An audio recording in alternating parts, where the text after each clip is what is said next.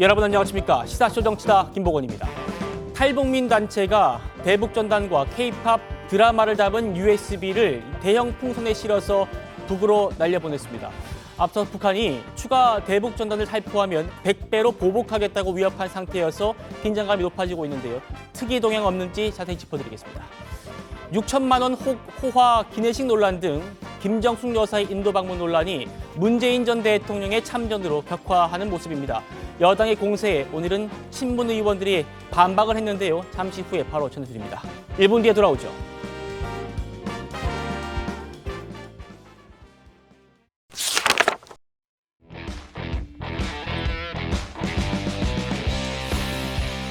역대 최초의 영부인 단독 외교라더니 이제는 등 떠밀려갔다는 문재인 전 대통령의 해명. 여러분은 어떻게 생각하십니까? 문 전 대통령 측 해명과 배치되는 정황들이 잇따라 나오면서 이 김정숙 여사 논란은 사그라들지 않고 있는데요. 영상 먼저 만나보시죠. Because when you expect them, how excited are we and the people of Ayodhya, I can't tell you. 모디 총리님께서 디왈리 축제에 보이스비 왔으면 좋겠다 말씀하시고 우리 장관님께서도 저한테 말씀하시지 않으셨습니까? 제가 왔으면 또 좋겠다고요.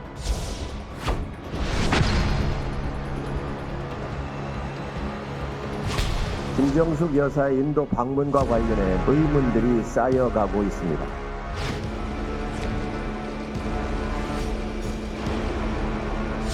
정상적인 순방 활동에 대해서 극악무도한 마타도를 벌이고 있는 관련자들에 대한 법적인 조치를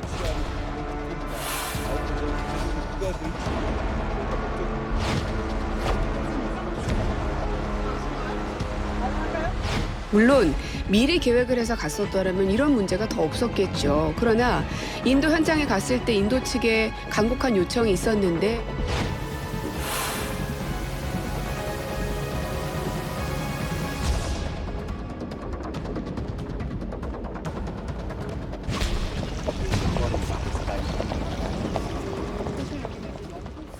여러분 들으신 것처럼 당시 순방에 동행했던 고민정 의원이요. 타지마할 방문은 현장에서 인도 측의 간곡한 요청으로 즉석에서 이루어진 것이다. 이렇게 했습니다만 이와 배치되는 정황들이 속속 나오고 있습니다. 어제 저희 TV조선의 단독 보도 먼저 바로 보시겠습니다.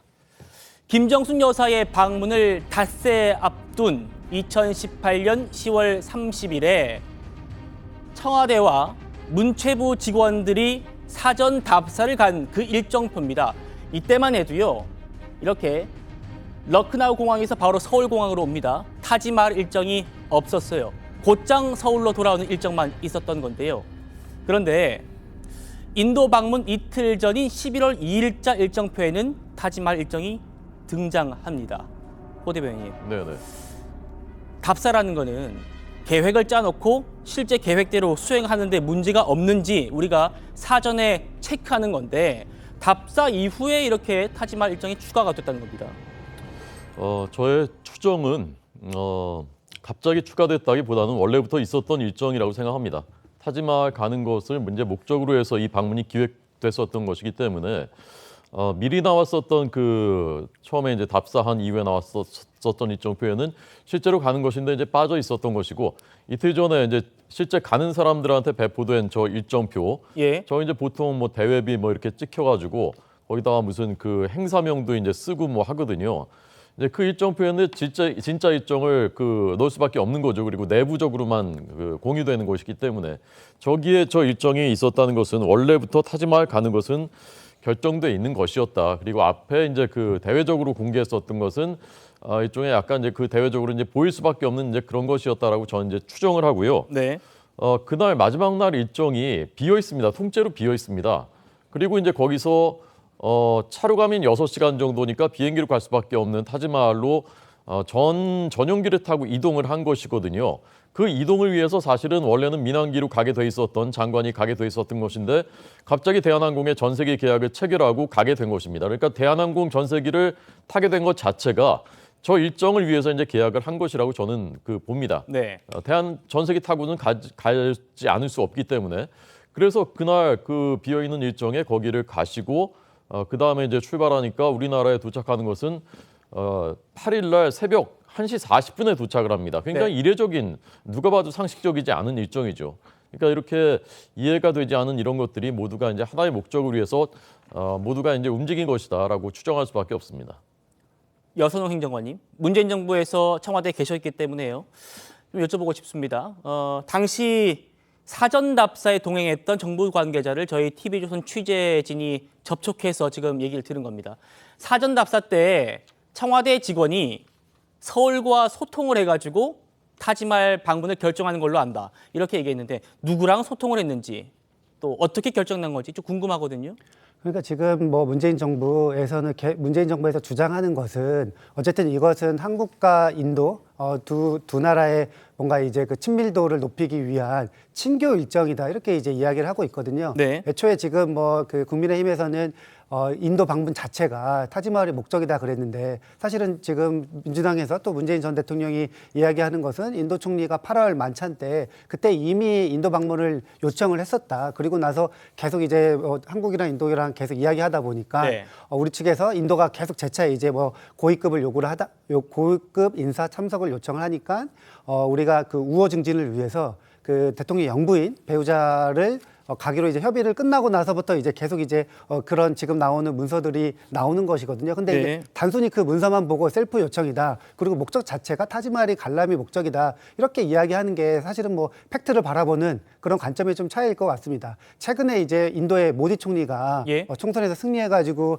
어제 이제 윤석열 대통령께서 축하한다. 예. 한국과 인도 잘 지내보자 이런 이제 뭐 이야기를 하셨거든요. 네. 그런 관점에서 볼 때 저는 그 김정숙 여사가 단순히 타지마할 한 군데만 갔다고 하면 문제가 있다고 생각을 하지만 인도 총리와 그 정상과 이렇게 단독 회담을 했기 때문에 이거는 외교적인 행보다 이렇게 좀 봐야 된다 이런 주장을 하고 싶습니다. 알겠습니다. 송영우 변호사님, 지금 이 타지말 일정이 민주당 쪽에서는 문재인 전 대통령 측에서는 인도 현장에서 결정된 거라고 했지만 그게 아니라는 정황들이 지금 속속 나오고 있어서 저희가 짚어보고 있는데요. 사실 도종환 장관 그 단독 일정 때만 해도 민항기를 타고 가려고 했었거든요. 그런데 김정숙 여사가 가는 걸로 정해지고 특히 이제 타지말 일정이 추가되면서 전용기를 이용하는 걸로 바뀐 것 아니냐 이런 지적이 나오고 있습니다. 왜냐하면 인도 그 현지에서 타지말로 이동할 때 비행기가 아니면 전용기가 아니면 이동을 못 한다는 거예요. 맞습니다. 그래서 이제 그 마지막 날 되기 전에 러크나우로 가서 그다음에 러크나우 공항에서 그 타지말로 이동을 하고 다시 이제 러크나우 공항으로 와서 한국으로 오는 그런 일정으로 변경이 된 걸로 알고 있습니다. 그래서 지금 이런 그 전반적인 논란을 보면 결국에는 정직성 문제로 비화될 가능성이 큽니다. 크게 세 가지죠. 첫째로 아까 저희가 봤다시피 그 사전 답사 일정을 보면은 결국은 타지말에 들르는 것이 김정숙 여사가 출발하기 전부터 확정돼 있었던 것 아니냐라는 네. 것을 알 수가 있고, 그다음에 또 한 가지로 그 인도 외교부의 인터넷 홈페이지에도 그 타지말 가는 것이 김정숙 여사 출발하기 전에 나와 있었다는 거 아닙니까? 예. 그다음에 문재인 전 대통령 페이스북에 아주 미묘한 부분이 있어요. 내가 보고받았던 일정이라는 표현이 그렇죠. 있습니다. 언제 보고받았다고는 쓰지 않았는데 어쨌든 내가 보고받았던 일정이라고 하는데 적어도 그것은 타지말 가기 전에는 보고받았다는 의미처럼 들리거든요. 네. 그러면 이 부분에 대해서는 문재인 전 대통령이 지금 본인이 표현하신 것이니까 그러면 언제 보고받았다는 것인지 한번 확인해 줄 필요가 있겠다. 저는 그런 생각이 듭니다. 그렇습니다. 제가 어제도 말씀드렸는데 문재인 전 대통령의 입장문에 언제 받았다는 표현은 없지만 그래도 뭐 사후에 보고받았다고 했겠습니까? 아마 사전에 보고받았다는 그런 취지로 올리셨지 않을까 그렇게 생각을 해봅니다. 정기남 교수님. 자, 인도 외무성도요. 김정숙 여사가 인도에 도착하기 직전에 하루 전날에 홈페이지에 김정숙 여사는 타지마할을 방문한다라고 공지를 했단 말입니다. 이것도 민주당 고민정 의원의 얘기와는 좀 정반대되는 얘기입니다. 뭐 그렇습니다. 근데 인도 외무성의 입장은 이미 타지마할 방문이라고 하는 것 자체는 사전에 확정돼 있던 일정으로 보는 게 맞을 것 같습니다. 자, 그러나 일정표라고 하는 것이 앞서도 언급됐습니다만 대외비 일정도 있고 또 공개하는 일정도 있고요. 뭐 이런 것들이 차별을 좀 두어서 일정표를 공개하기도 합니다. 네. 그런 일련의 과정 속에서 타지마할 방문, 대통령 영부인이 문체부 장관과 함께 인도 방문을 하는데 이를테면 타지마할 방문이 사전에 확정이 안 돼 있다? 이건 상식적으로 이해가 안 되는 부분이거든요. 자, 결국 고민정 의원이 그러면 왜 당시에 인도 뭐 순방도 함께 했었는데 이게 단순히 그 시점에서의 어떤 착오인지 네. 아니면 이게 실제로 그 현지에서 긴급하게 결정돼서 뭐 예를 들면 일정이 추가된 건지 저는 우리가 그 구체적인 상황에 대해서 우리가 판단하기 좀 어려운데 상식적인 입장에서 볼 필요가 있겠다. 네, 자, 상식적인 일정은 입장에서. 사전에 확정됐을 가능성이 높다. 그것을 공개하는 거냐, 비공개로 할 거냐를 어느 시점에서 공개할 거냐. 자, 그럼 공개에 따른 일정에 따라서 전용기 문제라든가 뭐 구체적으로 당연히 그 수반되는 여러 가지 비용 문제가 있었기 때문에 가급적 이것이 인도 요청에 의해서 이루어진 것으로 기본적으로 언론에 공지했을 가능성이 저는 높아 보입니다. 지금까지 저희가 살펴본 이 정황들만 보면 상식적으로는 이 타지말 일정은 아마 김정숙 여사의 순방 전에 확정됐을 거라고 보는 게 상식적이다 이런 말씀을 주셨는데 그런데 고민정 의원은 당시 순방에 동행을 했는데도 왜 이렇게 얘기했을까요? 다시 한번 들어보시죠. 이게 특별한 비용이 지출되는 일정이 아닙니다. 이게 3박 4일 일정을 다 소화하고 한국으로 귀국하는 날 인도 측에서 요청을 했어요. 그래서 인도 측이 이제 요청을 해서 귀국길에 잠시 들렸던 겁니다.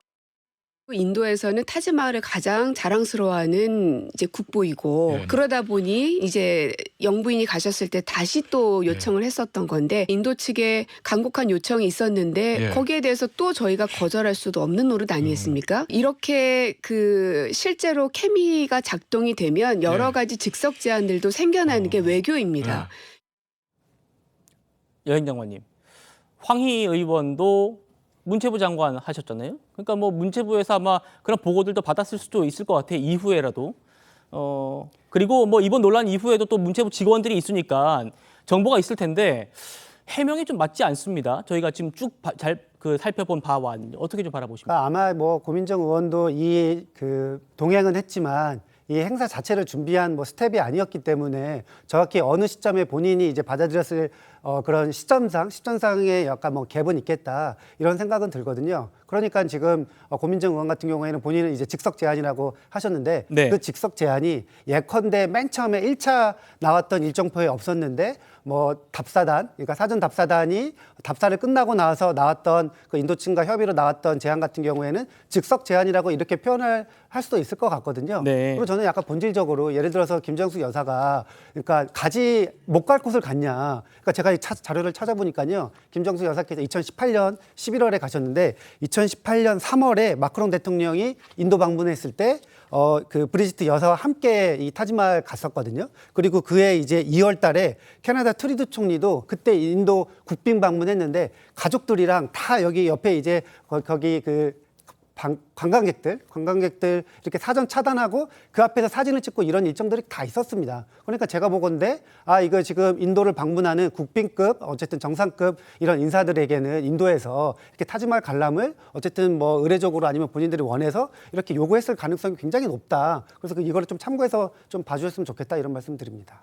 세계적인 유산이고 인도가 자랑하는 그 타지마할을 우리 영부인이 방문했다는 그 자체를 비판하는 게 아니라요. 왜 그 과정이 투명하지 못하느냐인 것 같거든요. 그러니까 갑자기 일정이 추가되면서 혈세인 2천만 원이 추가로 들었다는 것 아니냐 이런 의혹도 있는데 송 변호사님 어떻게 좀 바라보십니까? 이거는 2018년 7월 9일로 거슬러 가서 좀 설명을 드려야 될 것 같아요. 그때 김정숙 여사가 문재인 전 대통령하고 인도에 같이 국빈 방문을 해서 뉴델리에 있는 후마윤의 묘라는 곳을 갑니다. 그게 이제 그 타지마할의 전신으로 알려져 있는 곳 아닙니까? 그런데 이건 뉴델리에 있고 그 타지마할은 유트라프라데시주에 있기 때문에 220km 정도 거리가 있습니다. 그래서 이게 이동하기가 상당히 애매합니다. 육로로 가면 3시간 이상 걸리고 그러면 비행기로 가도 한 1시간 20분 뭐 이 정도 걸릴 거예요. 공항에 또 이동하는 시간이 있고. 그래서 김정숙 여사가 타지마할을 못 보고 왔고 뭐라고 얘기를 했냐면은 내가 시간이 없어서 이번에 타지마할을 못 갔다. 다음에 인도에 오면은 꼭 타지마할에 가겠다라고 얘기를 했고 그게 문재인 정부의 국정 브리핑에 지금도 남아 있습니다. 모든 논란이 거기서부터 출발하는 거거든요. 그러니까 타지마할을 갔다고 뭐라고 하는 것이 아니라 4개월 전에 갔던 인도를 왜 장관이 대표로 가도 충분한 곳인데 특별 수행원으로 가면서 전용기를 띄우고 예산도 한 3억 원 정도를 더 쓰면서 마지막 날 일정을 추가한 것처럼 해서 갔다 왔느냐 그 부분을 지적하는 것입니다. 자꾸 본질에서 벗어나고 있습니다. 알겠습니다. 방금 말씀하신 부분도 잠시 뒤에 좀 짚어보도록 하고요. 타지마할 일정과 관련해서 저희 TV조선이 황희 의원 또 고민정 의원의 입장을 듣기 위해서 연락을 취했는데 답을 듣지 못했습니다. 대신에 오늘 다른 방송에 이 고민정 의원이 나와서 이렇게 말을 했거든요. 들어보시겠습니다. 그 의원님은 인도 요청에 의해서 이게 추가된 일정이다 이런 그 말씀을 하신 적이 있죠. 네네. 또 사전 답사 후 일정표에 기재가 됐다 이런 보도도 있어서 지금 보니까 계속 문체부 익명의 직원 발로 기사들이 계속 나오고 있습니다. 예. 그 일정이 어느 시점에 들어갔냐, 어디까지 보고가 됐고, 뭐 가격은 어떻게 책정이 됐고, 언제 최종 결정이 됐고 등등등의 의혹들을 마치 뭐가 있는 것처럼 계속 하나씩 흘려대고 있는데요. 예.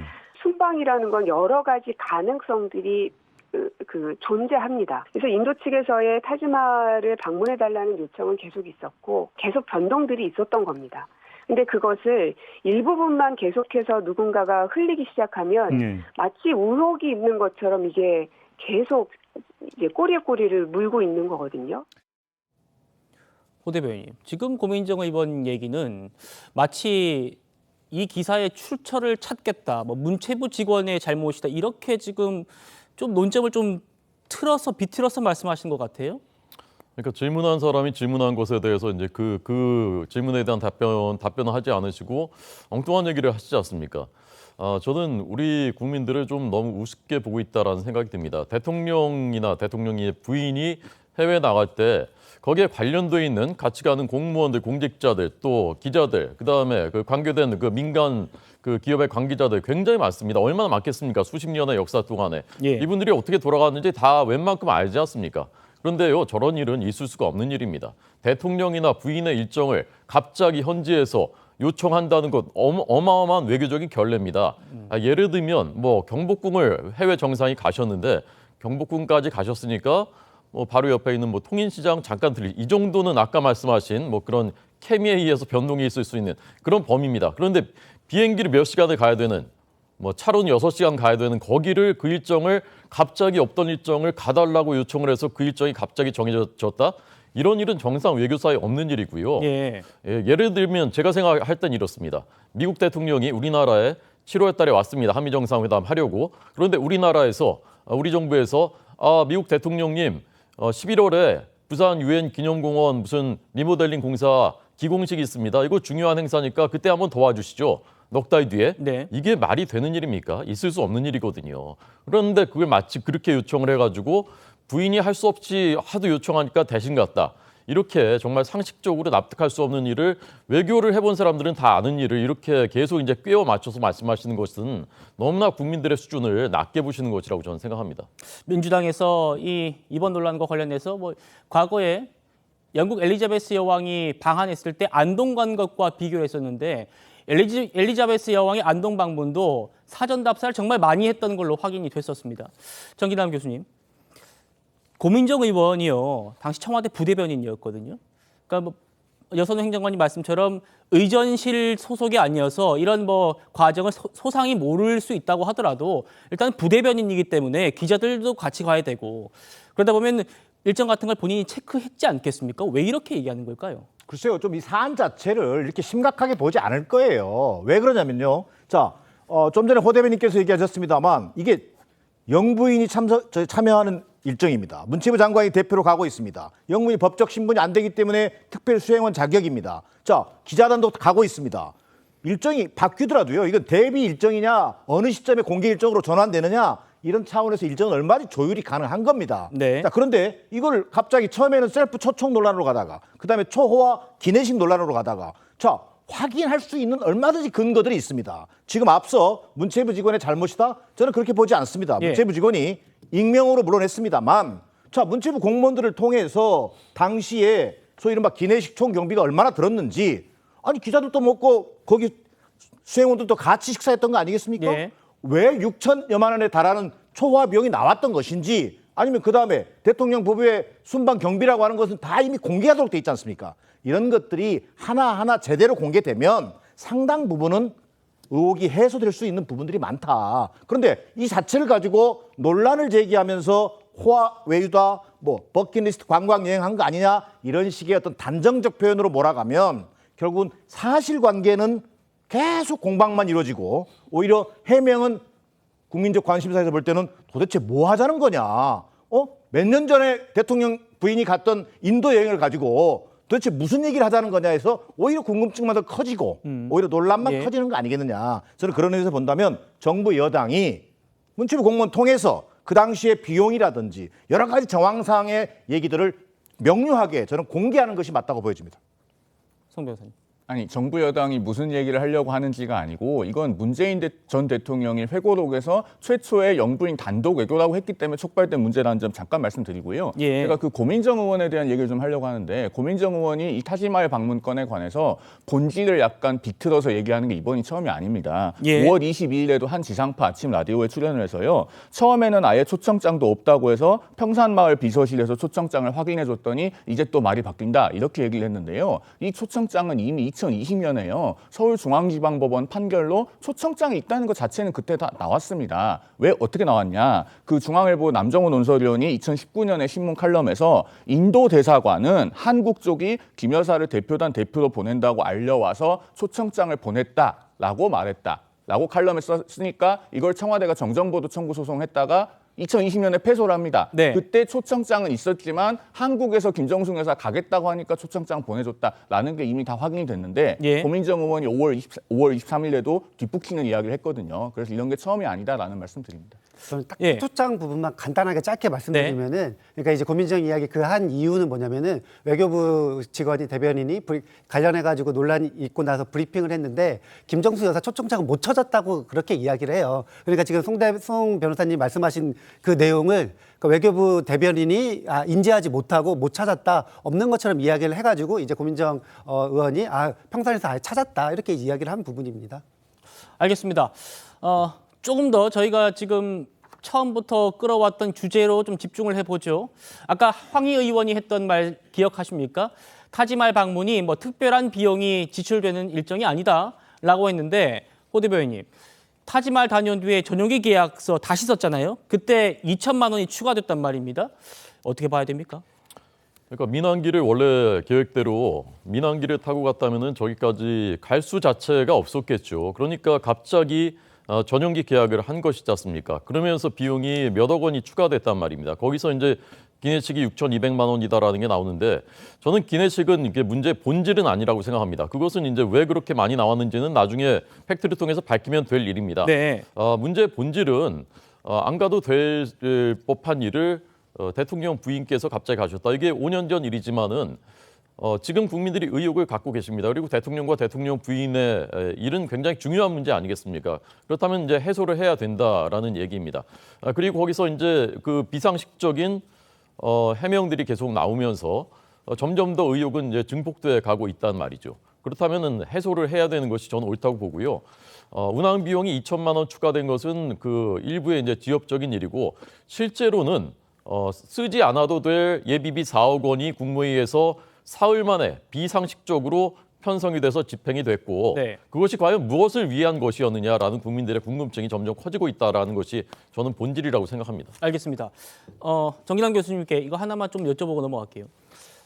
문체부가 사후 보고서를 출장 보고서를 쓰는데 거기에 또 타지말 일정이 빠졌다는 거예요. 2천만 원 계약서를 다시 쓸 정도로 지금 어쨌든 타지말 갔다 온 게 확인이 되고 기록으로 남게 되는데 왜 문체부 기록에는 빠져 있을까요? 그러니까 공개하지 말아야 된다라고 하는 네. 이게 타지마할 논란 자체가 이렇게 확산되는 것을 막기 위해서 그런 조치를 했는지는 모르겠습니다. 그러나 저는 부적절한 거죠. 예. 당연히 대통령 부인이 영부인이 타지마할을 다녀왔으면 거기에 대한 예산이 수반될 수밖에 없는 것이고 그 일정을 뺄 수가 없는 것이지 않습니까? 그걸 누락했다? 이건 문체부 공무원의 잘못이라고 봐야 되죠. 또 누군가가 그걸 압력을 행사했다? 그러면 논란이 되겠죠. 자, 그런데 앞서 호 대변인께서 말씀하신 것처럼 자, 인도 측 요청에 의해서 그것이 또는 뭐 협의에 의해서든 대통령 영부인이 인도를 방문합니다. 자, 타지마할 가면 안 됩니까?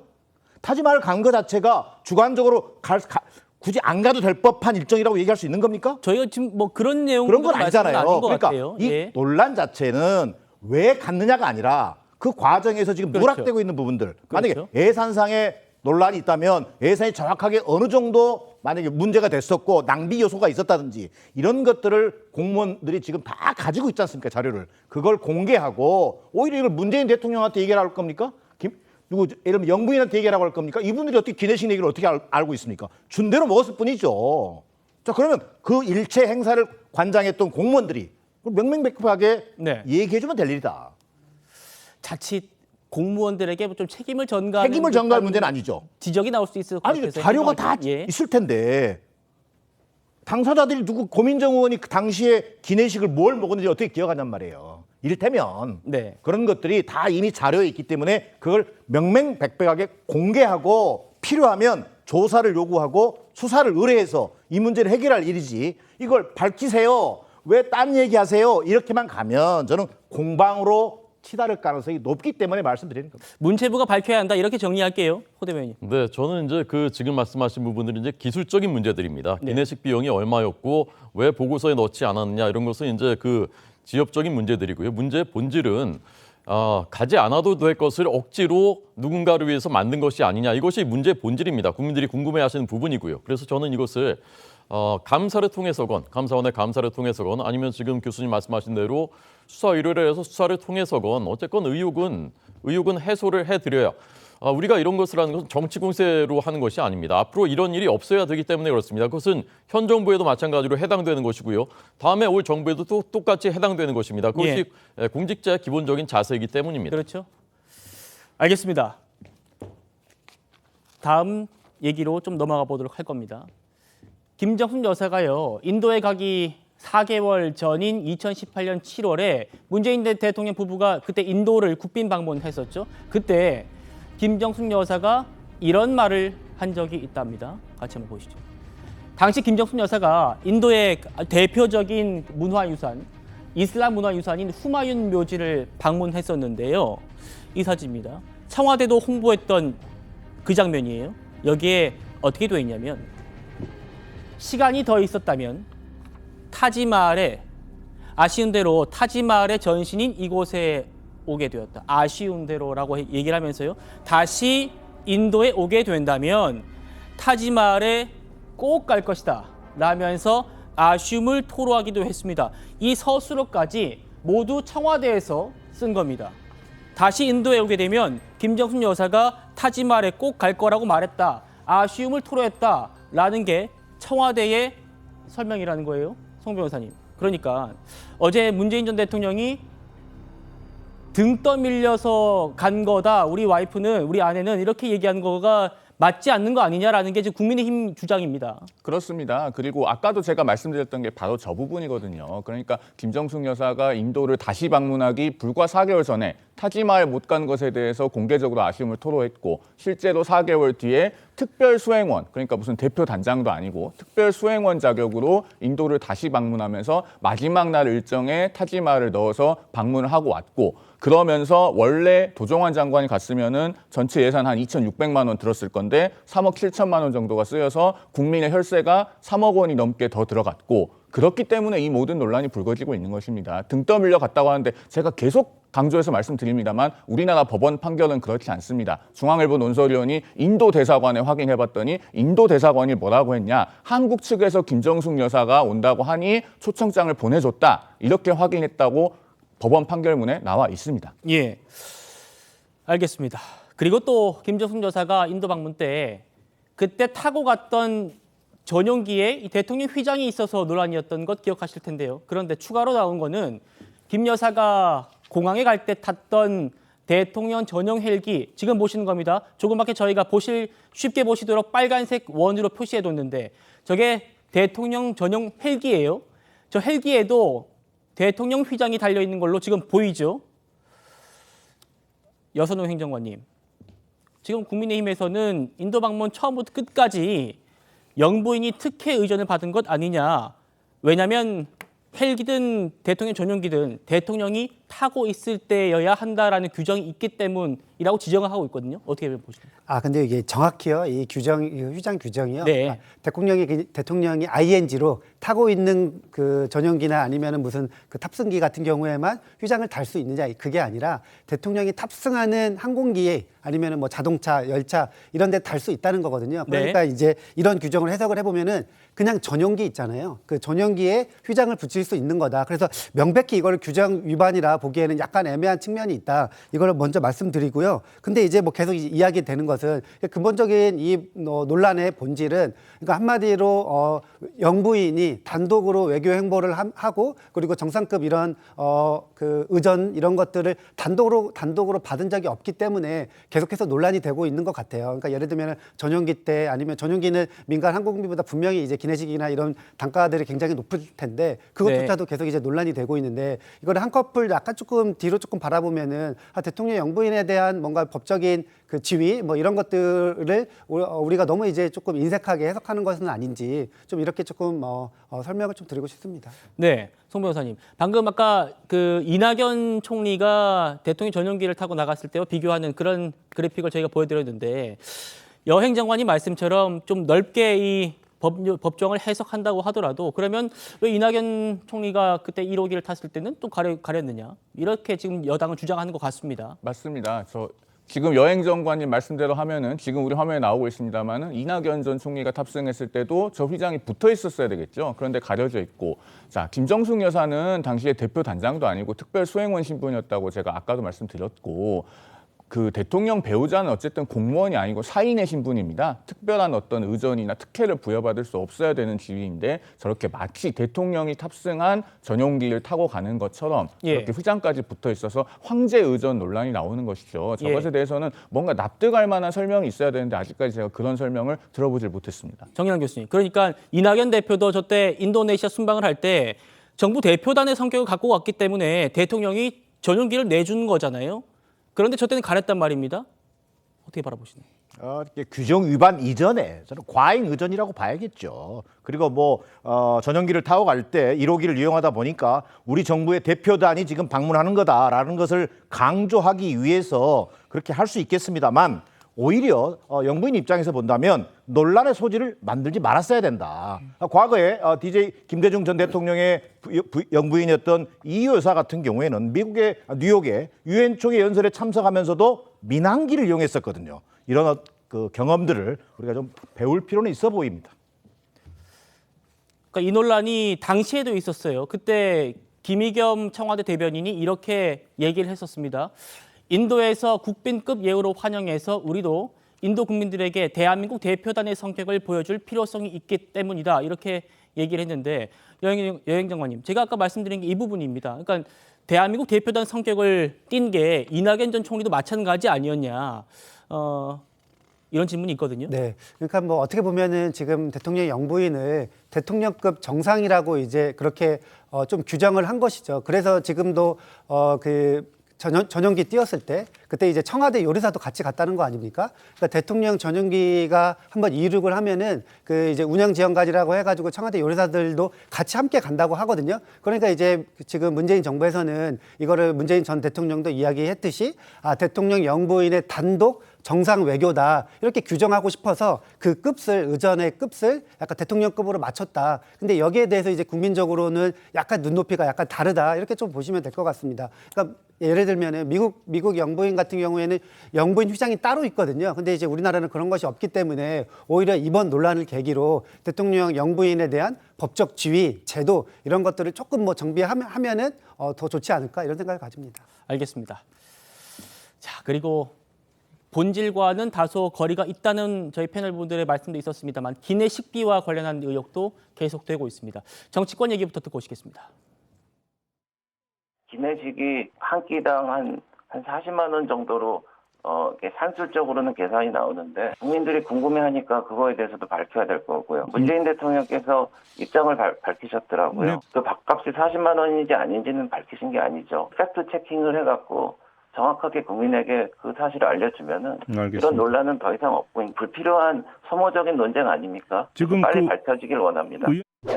도저히 동의할 수 없는 게 기내식 그 값에 대한 것인데요. 전혀 특별하거나 무슨 대단한 것을 먹었던 기억이 전혀 없고 사진이라도 좀 찾아봤는데 좀 그런 기록이 없습니다. 그래서 대한항공 측 혹은 그 문제를 제기했던 배현진 의원 이분들께서 증명을 해주셨으면 좋겠습니다. 어떤 걸 먹었고 그 안에서 어떤 비용을 썼길래 기내식비만 6천여만 원이 나왔는지를 증명해 주시면 기내식비 이것도 뭐 계속 흘러가고 있는 그런 주제입니다. 여론조사가 나왔어요. 데일리안이 의뢰한 여론조사인데요.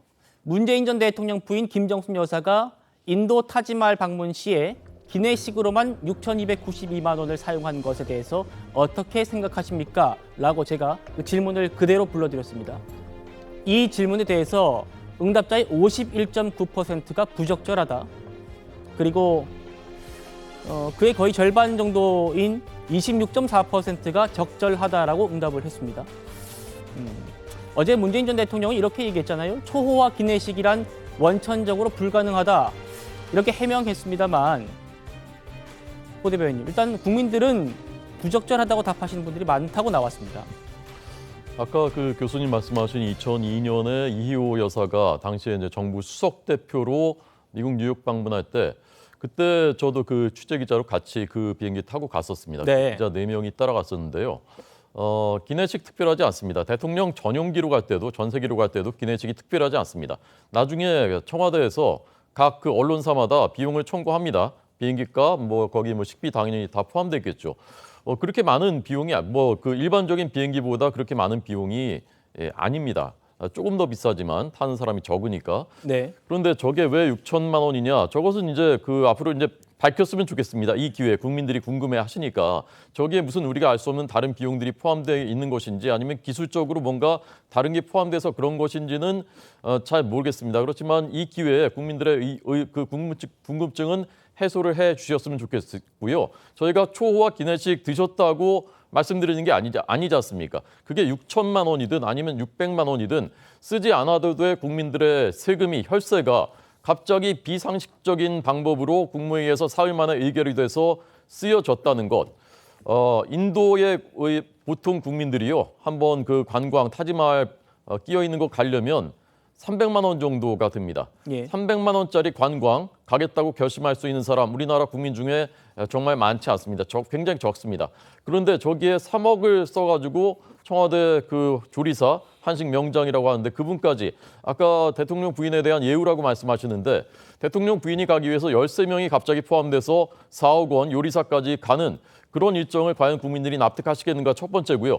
두 번째 이것이 어쩌다 이 일 한 건만 일어났다면 이렇게 국민들이 저는 의혹 많이 갖지 않으셨을 거라고 생각합니다. 예. 김정숙 여사께서 세계인들이 다 가고 싶어하는 세계적인 관광지들 루브르 박물관, 앙코르와트, 타지마할, 성 베드로 성당 이런 곳들을 하나도 빠짐없이 다 다니셨고 심지어 체코 프라하는 지구를 거꾸로 돌면서까지 누가 봐도 이상한 그런 관광성의 그런 그 일정들이 있었기 때문에 그런 끝자락에서 국민들이 여기에 대해서 궁금해하시고 의혹을 갖는 것인지 이거 하나만 가지고 문제 삼는 것이 아니라는 것 이거 말씀드리고 싶습니다. 알겠습니다. 당시 순방에 동행했던 고민정 의원 특별하거나 뭐 대단한 것 먹은 것 없다라고 했고 문재인 전 대통령도 뭐 이게 어떻게 논란이 되냐 이렇게 비판을 했는데 윤건영 의원도요 오늘 이렇게 얘기했습니다. 한번 목소리 한번 들어보시겠습니다. 대한항공도 제가 불러서 비공식적으로 물어봤어요. 되게 네.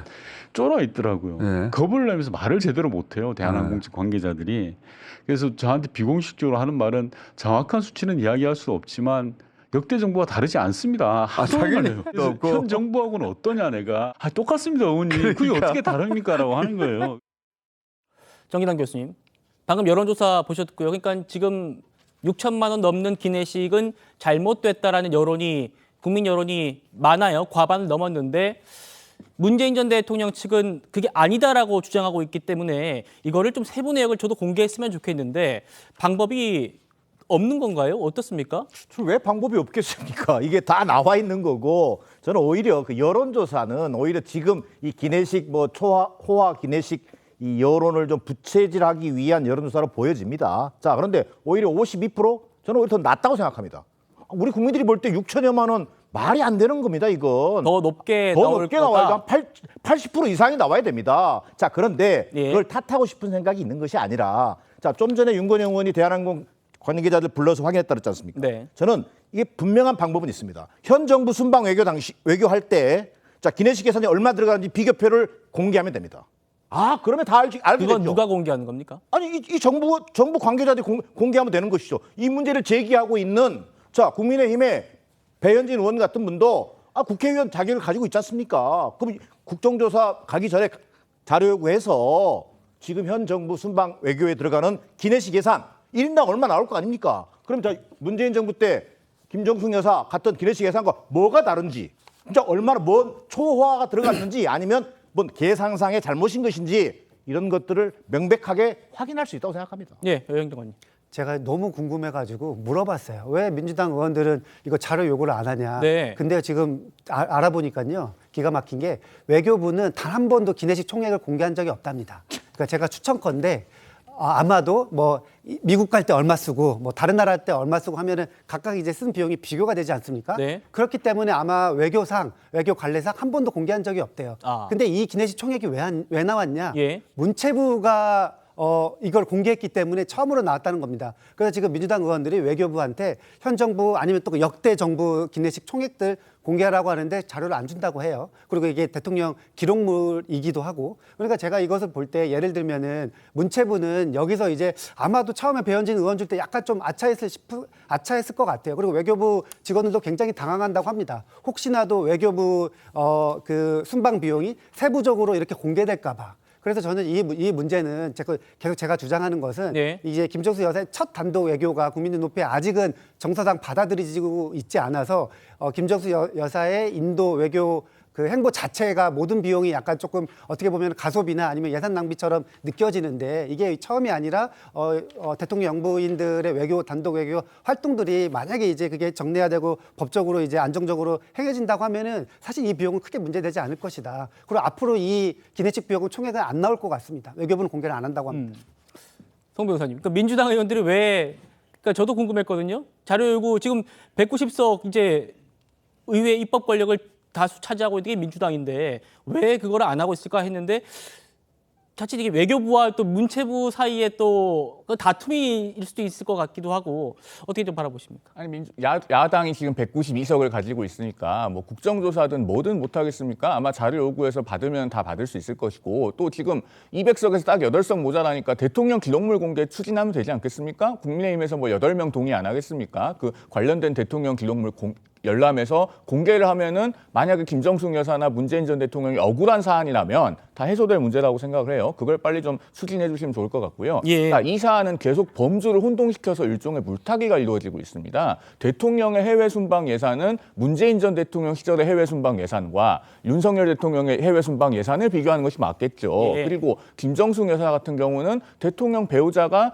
대단히 부자연스럽게 지금 해외를 방문한 것이기 때문에 과연 문재인 전 대통령의 주장과 같이 영부인의 단독 외교인가를 비교하려면은 이호 여사의 사례와 비교를 하는 게 맞습니다. 그래서 저희가 유엔 총회에 대표단 수석 대표로 갔는데도 민항기 타고 갔다. 그 사례를 계속 얘기하고 있지 않습니까? 그리고 하나만 더 말씀드리면 아까 영상에도 잠깐 나왔는데 그 인도의 디왈리 축제라고 하는 거 있지 않습니까? 그 매년 하는 축제입니다. 그렇게 뭐 특별한 축제라고는 할 수 없고요. 그 디왈리 문화 행사 축제는 원래 그 김해 시장이 가는 행사입니다. 그 외교부가 문체부에 보낸 2018년 7월 18일자 공문에 나오고요. 그 김해 시장이 가는 행사인데 이걸 우리 정부 고위 인사가 가기로 했으니 문체부 장관이 가는 게 좋겠다. 이렇게 나와 있어요. 그러니까 대통령 배우자가 본래는 꼭 갈 필요도 없는 행사를 특별 수행원으로 추가를 해서 가고 3억 원 이상이 추가 지출된 것이 본질이지 자꾸 기내식비가 얼마고 이게 뭐 현재와 어떻게 다르고 이런 지엽적인 것에 초점을 맞추면 본질이 흐려집니다. 알겠습니다. 190석 넘는 민주당이 문체부가 안 준다면서 가만히 있는 것도 좀 이상해 보이는 측면도 있고요. 지금 송 변호사님 말씀대로 같은 것끼리 비교해야 된다. 비교는 같은 것끼리 하는 것이기 때문에 지금 민주당에서 요구하는 대통령에 준하는 대통령의 그런 순방과 예산과 비교하는 것은 맞지가 않다라는 말씀도 일리가 있는 것 같습니다. 알겠습니다. 그리고 이것도 좀 짚어보려고 합니다. 이것도 논란입니다. 어제 국민의힘에서 김정숙 여사가 인도를 방문할 때 입었던 그 사리 블라우스 의혹을 제기했었죠. 저희가 보도해드렸는데요. 목소리 다시 한번 들어보시죠. 기존의 옷들을 리폼하거나 이렇게 디자인하는 경우들이 좀 왕왕 계신데 인도에서 그 스카프를 선물로 받으신 적이 있습니다. 근데 이제 그것을 블라우스로 이렇게 새롭게 만들어가지고 입고 가신 적도 있었거든요. 재주도 좋으시고 감각도 있으시고. 인도의 전통 의상 사리는 국가 기록물에 해당되어 나중에 국가 기록물로 보관되어야 할 대상인데 이를 조각내어서 블라우스로 만들어서 입고 다녔습니다. 김정숙 여사가 착용했던 블라우스는 현재 대통령 기록관에서 보관하고 있지 않은 것으로 확인되었습니다. 이 블라우스가 대통령 기록관으로 가야 하는데 없다. 이런 논란이 있다고 저희가 어제 전해드렸고요. 이 부분이 지금 좀 쟁점이 되는 것 같아서 저희가 자세히 준비해봤습니다. 김 여사가 리폼을 했죠. 이 사리라는 옷감을 블라우스로 리폼해서 인도에 입고 갔는데 그게 잘못됐다는 그런 지적이 있습니다. 인도 사람들이 사리에 대해서 어떻게 생각하고 있는지 저희가 좀 들어봤습니다. Stitched palla style. This is the most commonly used style of draping the sari. This is comfortable. This is the style that is generally used by every street woman in India. This is the most covered style. This is the ancient style also. High class के लोग होते थे वो सोचते थे कि ये काम छोटे लोग करते हैं और वो उस काम को स्टिच कराने में उस काम को गंदा समझते थे कि ये काम गंदा है. 호 대변인님, 네. 같이 보셨습니다만 인도에서는 바느질을 한 옷은 불경하다라는 인식이 있다는 거예요. 그런데 이거를 잘라가지고 리폼해서 블라우스를 만들어서 입고 가서 순방 갔다? 이게 외교적 결례라는 얘기가 있었어요. 그러니까 저런 부분은 사실 이제 저도 몰랐었던 부분이고 많은 분들이 몰랐었던 부분이지만 대통령 이제 부인께서 가시고 그것을 그와 관련해서 정부의 그 공식 관계자들이 이제 뭔가 브리핑을 하고 할 때는 현지 문화에 대한 이해라든가 존중이라든가 이런 것들이 이제 충분히 바탕이 된 상태에서 했어야 될 텐데 그렇지 못했다는 것은 이제 불찰인 것 같습니다. 그리고 규정을 위반한 것도 이제 분명한 사실인 것 같고요. 그렇지만 저는 이제 본질적으로 이것이 이제 문제가 되는 이유는 이런 한 건의 이제 뭐 단순한 어떤 우발적인 이런 것들만이 문제였다면은 이렇게 크게 부각되지가 않았겠죠. 김정숙 여사가 입으신 고가의 옷들이 언론 이제 사진에 찍힌 것만 해도 수십 벌이 아주 이제 고가의 옷들이 계속 사진이 찍혔고 그 비용은 어디서 나느냐? 뭐 관봉권 그러니까 이렇게 신권이죠. 신권을 가지고 와서 뭐 옷값을 지불했다라는 이런 그 보도들도 나왔었고 샤넬 자켓이 문제가 되니까 나중에 한참 몇십 개월 지나서 이제 반납을 해서 어디 기증을 해서 샤넬이 전시를 했다고 하는데 알고 보니까 그 옷이 또 그 옷이 아니었고 그냥 뭐 똑같은 옷이었다. 예. 이런 여러 가지 이제 의혹과 궁금증들, 의문들이 쌓이니까 그러니까 이제 저런 부분에 대해서도 국민들이 좀 곱지 않은 시선으로 보시는 것이지 이거 한 건만 놓고 저거 좀 실수죠. 잘못한 것이지만 본질적으로는 저게 문제가 아니라 의상 전반에 대한 그런 국민들의 좀 의혹 그런 것들이 저는 본질적인 문제라고 생각합니다. 교수님, 그러니까 지금 당시 청와대가 한국과 인도의 번영을 위한다 이런 코멘트를 했었는데 사실 이게 외교적 결례였다라는 얘기가 있어서 뭐 잠깐 본질과는 또 벗어난 얘기일 수 있습니다만 그만큼 좀 인도 순방에 우리가 진심이었다면 이 정도까지 신경 썼어야 하는 거 아닌가라는 아쉬움이 있는 건 사실입니다. 충분히 아쉬움이 있을 수 있죠. 좀 더 이런 논란이 없도록 했더라면 하는 아쉬움이 왜 없겠습니까? 자, 그러나 지금 이 시점에 와서 불찰을 얘기하고 외교적 결례일 수도 있다는 얘기를 하는 이유가 뭡니까? 그건 제가 볼 때는요, 논란이 될 수밖에 없는 게 지금 문제가 되고 있는 살아있는 권력에 대한 수사, 일단 김건희 여사에 대한 명품백 수수라든지 주가 조작 의혹 문제라든지 이런 살아있는 권력에 대한 것은 얘기하지 못하면서 전 정권의 전직 대통령의 영부인의 부적절한 살해, 불찰, 외교적 결례를 끄집어내서 무엇을 얻겠다는 것이냐는 거예요. 저는 명명백백하게 밝혀져야 할 문제가 있다면 수사든 조사든 검사를 통해서 하면 될 일이다. 자, 그런데 네. 국민의힘 여당 의원들이 매일 같이 김건희 여사 리스크를 예를 들어 방탄하기 위해서 김정숙 여사 문제를 꺼낸다고 한들 저는 김정숙 여사를 묻어두고 가자란 얘기가 아니라 네. 덮고 가자가 아니라 김정숙 여사도 논란이 되겠지만 그러면 그럴수록 김건희 여사 관련된 살아있는 권력에 대한 수사의 여론은 더 비등해질 수밖에 없다. 저는 그런 대목에서 여야가 22대 국회 지금 막 출범하고 있습니다만 언제까지 이런 공방을 벌일 것인지에 대한 좀 대단히 안타까운 마음은 있습니다. 저도 안타까운 마음으로 바라보고 있습니다. 지금 이런 각종 의혹에 대해서 김정숙 여사가 직접 고소하겠다는 얘기가 나왔죠. 그 고소 대상에 아마 포함될 걸로 스스로 얘기를 하고 있는 분이 있죠. 박수영 국민의힘 의원인데요. 그래픽 한번 같이 보시죠. 이렇게 얘기하고 있습니다. 김정숙 여사가 고소하신다고 하는데 빨리 해달라. 허위 사실로 인한 명예훼손인지에서 그러니까 허위 사실의 적시에 의한 명예훼손인지 사실 적시에 의한 명예훼손인지 이거 따져보자. 뭐 이렇게 또 박수영 의원이 공세를 펴고 있습니다. 송 변호사님 어떻게 보십니까? 저도 어제 한 매체에서요, 윤건영 의원이 저 고소하겠다는 방침을 전하길래 제가 이렇게 말했습니다. 그러면은 제가 이렇게 팩트를 알려드릴 테니 여기에 틀린 거 하나라도 있으면은 저를 먼저 고소해 주십시오라고 얘기를 했는데요. 박수영 의원도 같은 입장이신 것 같아요. 자, 제가 다시 한번 강조해서 말씀드립니다만은 예. 이 김정숙 여사의 타지마을 방문건은 청와대가 정정보도 청구 소송했다가 패소하고 항소심 판결도 못 받아본 사건입니다. 2심 판결 가기도 전에 청와대가 항소 취하를 해서 1심 판결이 확정돼서 그대로 남은 사건이에요. 그러면 여기에서 뭘 더 허위 사실이 있어서 그 명예훼손으로 고소를 한다는 거죠? 만약에 고소를 하게 되면은요, 그 고소장을 공개를 해주십시오. 왜? 유명인들이 그 허위 사실에 의한 명예훼손이라고 압박성 고소를 할 때 어떤 경우들이 있냐면요, 사실관계가 여러 개가 있어요. 그 중에 뭔가 기업적인 거 하나가 틀리면은 그걸 가지고 고소를 해놓고 나 법적 조치했다라고 언론에 알리는 경우들이 있습니다. 예. 그러면은 불특정 다수의 시민들에게 압박이 되거든요. 만약에 정말로 고소를 실행하게 되면은 꼭 고소장을 공개해 주시고, 그다음에 허위 사실이 아닌데도 만약에 고소를 할 경우에는 그 무고의 위험이 따르기 때문에 그 부분도 감수하셔야 될 것이다라는 말씀을 드리고, 마지막으로 국민의힘 소속 국회의원들이 고소당하는 경우가 있다면은 제가 당의 법률자문위원회 일원이니까 저도 적극적으로 법률 지원을 하겠습니다. 알겠습니다. 깨알 홍보까지 해주셨습니다. 여기까지 하고요. 저희는 북한 얘기 좀 해보겠습니다.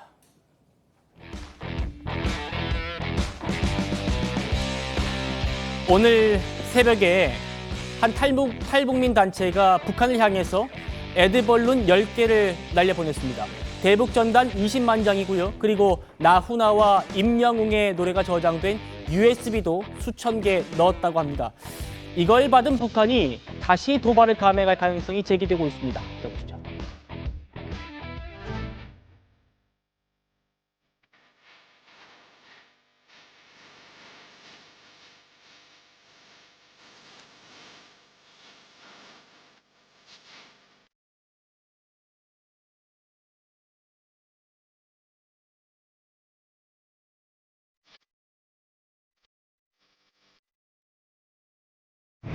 눈이 오면 눈 맞을세라 비가 오면 비 젖을세라 험한 세상 넘어질세라 사랑 때문에 울먹일세라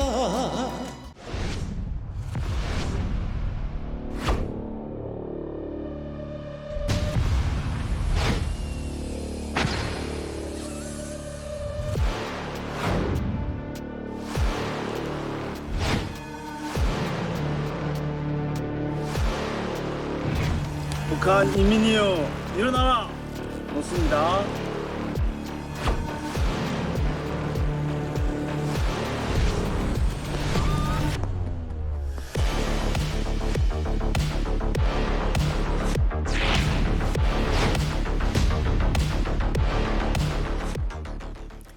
오늘 북한으로 보낸 풍선 자세히 짚어드리겠습니다. 그래픽 바로 보시죠. 네. 자, 이건 지금 북한 얘기인데요. 이거 말고 이제 우리 오늘 그 북한의 탈북단체가 했던 이겁니다. 예. 오늘 새벽 0시부터 1시 사이에 에드벌룬 10개를 이용해서 아마 우리 군이 파악하기로는 10개보다 더 많다고 합니다. 10개를 이용해서 대북전단 20만 장을 살포했다. 여기에는 어떤 게 들어있느냐. USB 5,000개인데 이 USB에는 아까 들으셨던 임영웅, 나훈아 이런 K-팝 노래가 들어있고 우리 K-드라마 겨울연가 같은 드라마도 들어있다고 합니다. 또 1달러 미국 지폐가 이제 2,000장 정도 들어있대요. 양욱 교수님, 보니까 이게 지금 북한이 우리가 이제 대북전단 살포를 재개하면 100배의 휴지와 오물량을 다시 집중 살포하겠다. 이렇게 엄포를 놓은 상황에서 기습적으로 이루어진 거였어요. 그런데 일단 우리 경찰은 따로 제지를 안 했다고 합니다. 그렇죠. 뭐 사실은 이 여태까지의 모든 이 혼란들 이런 부분들을 우리가 감수하고 있는 것도 결국은 대북 전단으로 인한 어떤 내용들이 뭐 북한에 저런 반발이 있건 없건 상관없이 이렇게 대북 전단을 보낼 수 있다라고 하는 이런 행동을 보장하기 위해서 그 모든 어떤 그 혼란들을 지금 감수하는 그런 모양새라고 말씀드릴 수가 있겠습니다. 사실 뭐 이전 정부에서 보면은 그렇죠. 뭐 판문점 선언을 통해서 아예 대북 전단을 보내지 않겠다라고 북한에 약속을 하고 심지어는 뭐 물론 지금 위헌 판결이 나긴 했습니다만은 네. 애초에 대북 전단 보내는 행위를 불법인 행위로 만들어 버렸다라는 거죠. 그래서 그런 부분에서 대한민국이 북한과 다른 점은 바로 이런 불편하고 힘든 일이라고 할지라도 자 일단 이런 그 개인의 표현의 자유를 허용할 수 있는 부분에서는 최대한 허용하겠다라고 하는 그런 접근을 보였기 때문이라고 생각합니다. 교수님, 그러니까 지금 그래픽 다시 한번 보시죠. 북한이 이렇게 얘기를 한 상황에서 우리 탈북 단체가 대북 전단 보냈기 때문에 추후 상황을 좀 짚어보는 차원입니다. 우리가 그 삐라를 한 번 더 보내는 경우에는 100배의 휴지와 오물량을 다시 한번 집중 살포하겠다 이렇게 얘기했는데 아직은 뭐 추가 대응, 뭐 북한의 대응은 뭐 보이는 건 없습니다. 그렇죠. 뭐 지금 당장은 그러니까 이게 지난번에 북한이 보낸 그 두 차례 통해서 보낸 양이 총합이 3,500개를 보냈어요. 예. 근데 이제 보면은 북한도 대남 전단을 보냅니다. 대남 전단을 보내는데 그 뭐 당연히 보내는 주체는 거기는 또 정부죠.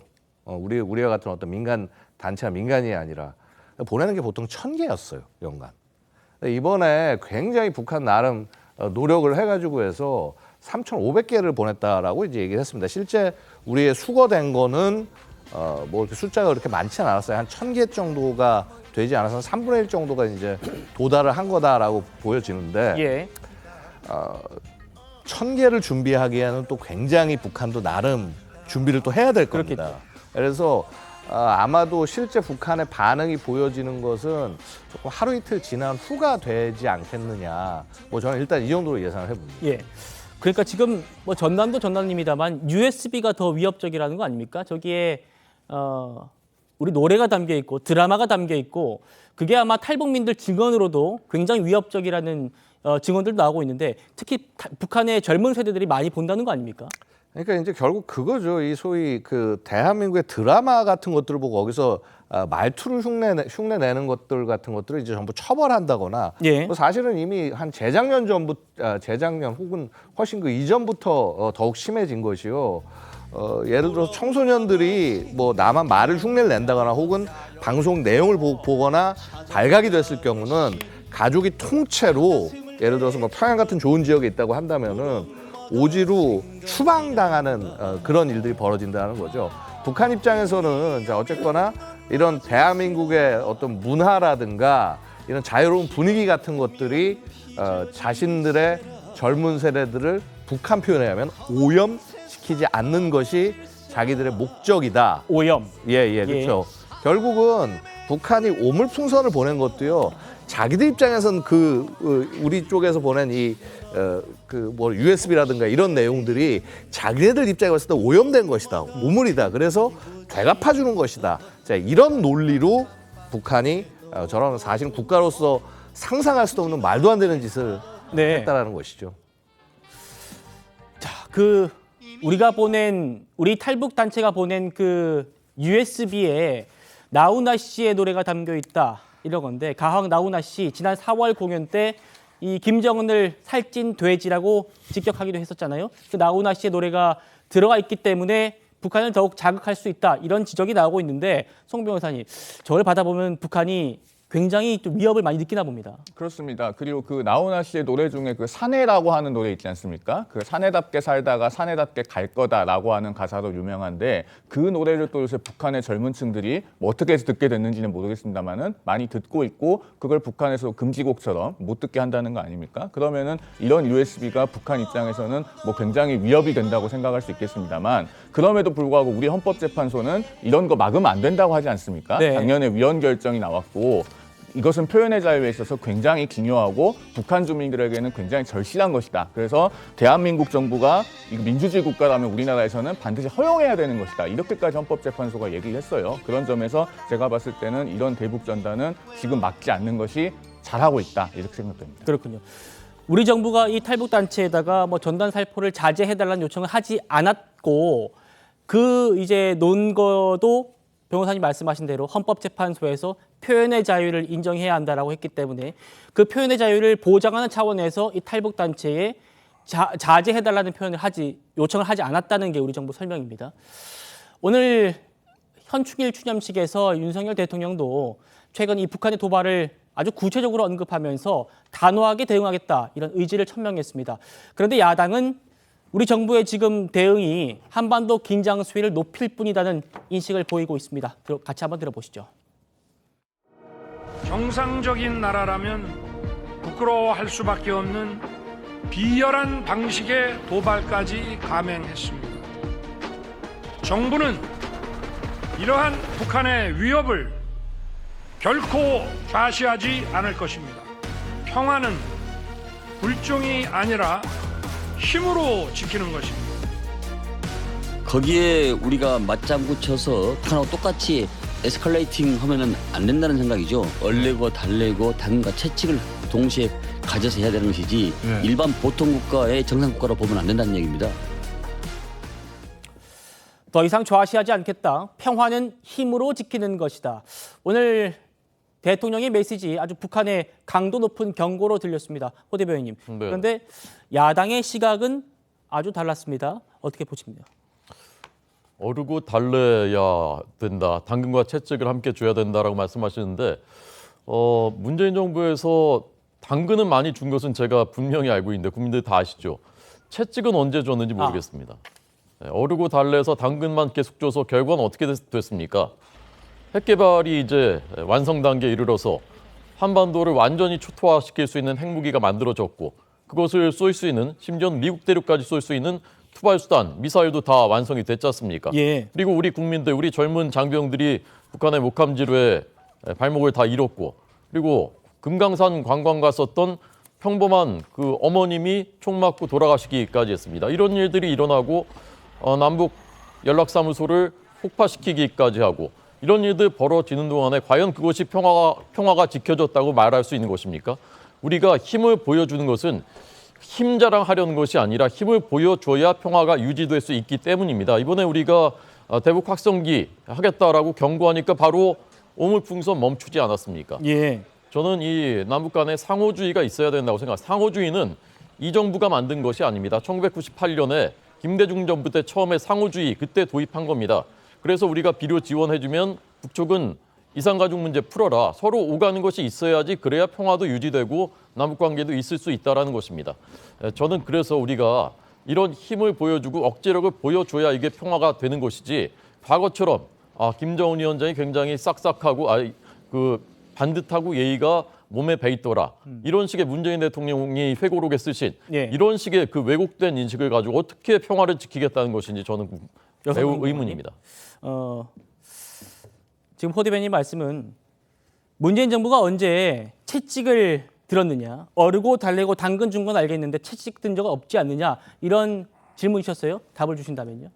지금 국민의힘과 민주당이 가장 큰 차이가 이런 대북관일 것 같아요. 그래서 이 논쟁은 굉장히 길어질 것 같은데요. 네. 저는 이번 사건에서 어떤 생각을 가지고 있냐면은 그러니까 이제 헌재에서 어쨌든 개인의 표현의 자유를 더 인정해서 일명 대북금지법을 이제 위헌이라고 하지 않았습니까? 그렇기 때문에 저는 민간단체가 북에 이제 대북전단 보내는 것을 비판하고 싶지는 않습니다. 네. 다만 지금 정부와 여권이 고민해야 될 지점이 예를 들면은 저렇게 이제 대북전단을 날려서 북한에서 다시 한번 오물풍선을 남한으로 이제 우리 대한민국으로 이렇게 보냈을 때 과연 이것이 정치적으로 이 플러스가 될 거냐 마이너스가 될 것이냐 그걸 한번 좀 따져봐야 된다고 봅니다. 지금 저는 이제 국민들이 이 오물풍선으로 실제 지금 인명피해는 한 번도 나오지는 않았지만 인명피해라든지 아니면 이런 계속해서 대한민국 방공이 뚫리는 이런 상황이 지속돼서 국민 불안이 가중되면은 오히려 의정 갈등처럼 이거를 관리 잘 못하는 정부에 대해서 오히려 약간 조금 더 회초리를 들지 않을까. 그래서 저는 약간 지지율이 더 떨어지지 않을까 이렇게 생각을 가지고 있거든요. 그래서 저는 정부가 어쨌든 효율적으로 이 대북 문제에 있어서 굉장히 실용적으로 좀 접근을 하는 것이 지금 용산과 국민의힘의 스스로에게도 플러스가 될 것이다 이렇게 좀 생각을 가지고 있습니다. 알겠습니다.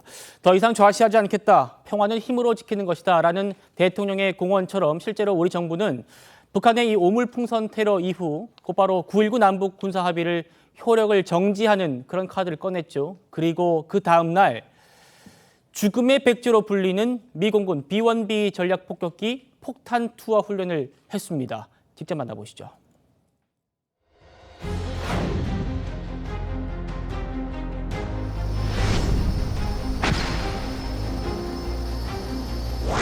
Five, four, three, two, one.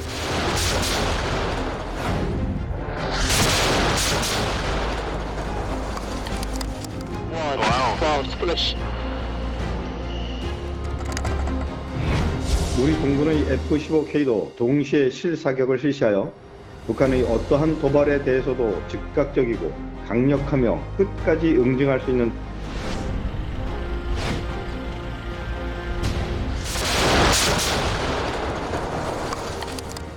양옥 교수님, 자, 이 죽음의 백조로 불리는데 이 B-1B 전략 폭격기 이 실제 실무장 훈련은 7년 만에 한 거라고 하네요. 그렇죠. 7년 만이죠. 뭐 사실 그간 뭐 이전 정부 때는 뭐 거의 한국에 들어오는 것 자체가 거의 그 타부시됐던 그런 기종이라고 볼 수 있고요.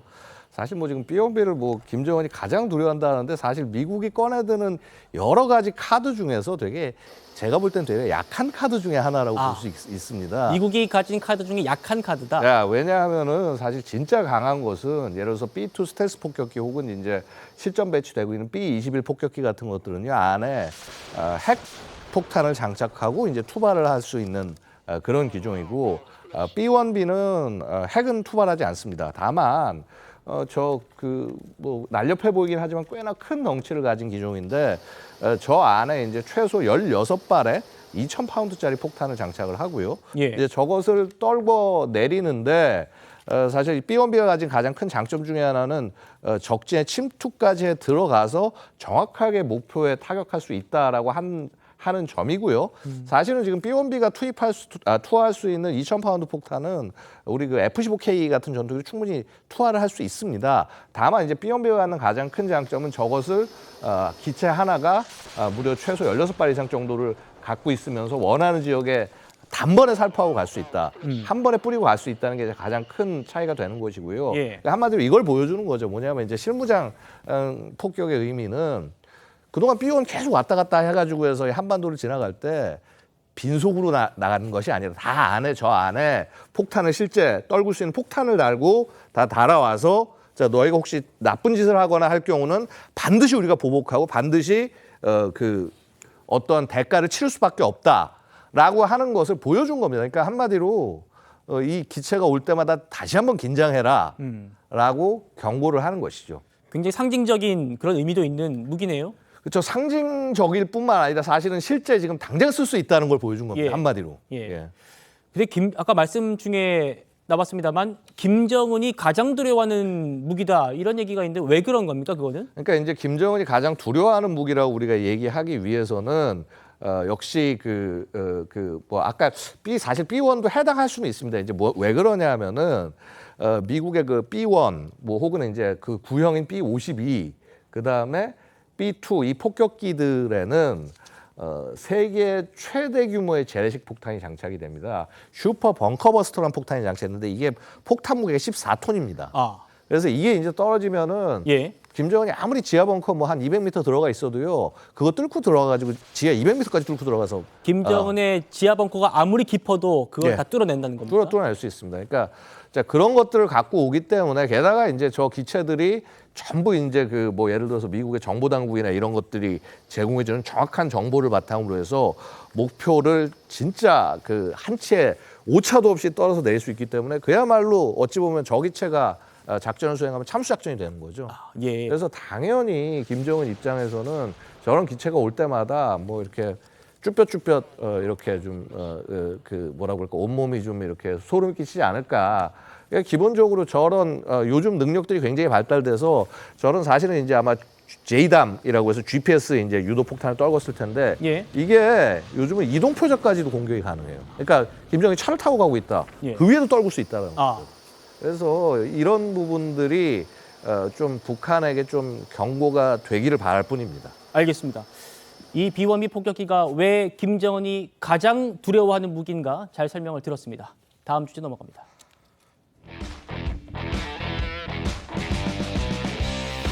내일 오후 2시에요. 아주 중요한 법원 판결이 하나 나옵니다. 쌍방울의 불법 대북 송금에 관여한 혐의로 기소된 이화영 전 경기도 부지사의 1심 선고인데요.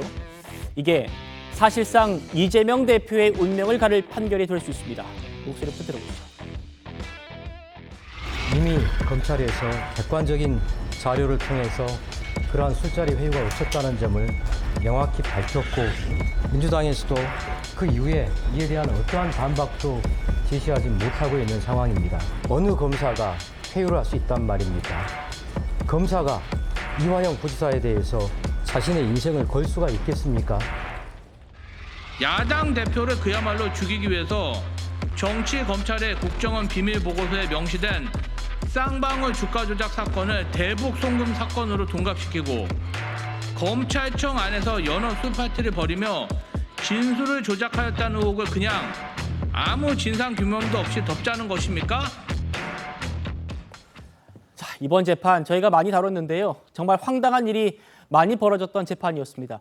이화영 전 부지사 측이 정말 수많은 재판 지연 전략을 펼치면서 이게 2022년 10월에 기소가 됐는데 1심 판결이 나오기까지 꼬박 1년 8개월이 걸렸습니다. 일단 이건 차치하고요. 송영훈 변호사님.